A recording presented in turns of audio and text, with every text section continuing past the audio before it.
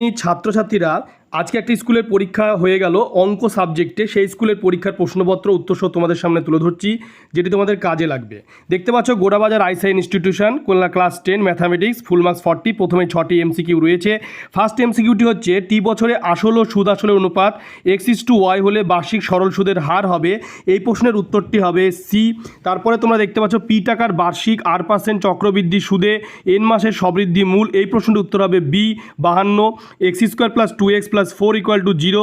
দ্বিঘাত সমীকরণের বীজদ্বয় বাস্তব হলে x² 2x + 3a = 0। দ্বিঘাত সমীকরণের বীজদ্বয়, এই প্রশ্নটির উত্তর হবে এ, উভয়ই বাস্তব।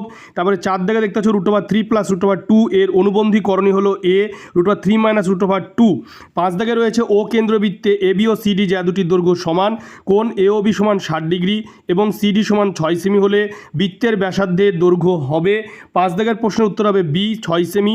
6 দাগে রয়েছে এবিসিডি বৃত্তস্থ চতুর্ভুজের কোণ ডিএবি = 100 ডিগ্রি এবং কোণ এসিবি = 40 ডিগ্রি হলে এর কোণ এবিডি এর মান কত?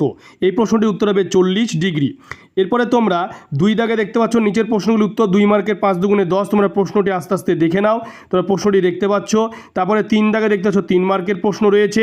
4 দাগে দেখতে পাচ্ছ পাটিগণিত এবং 5 দাগে তোমরা দেখতে পাচ্ছ যে দ্বিঘাত সমীকরণী সমাধানের অঙ্ক। এরপরে তোমরা 6 দাগে দেখতে পাচ্ছ যে তোমাদের অনুপাত সমানুপাত। 7 দাগে রয়েছে উপপাদ্য এবং 8 দাগে রয়েছে তোমাদের পরিমিতি।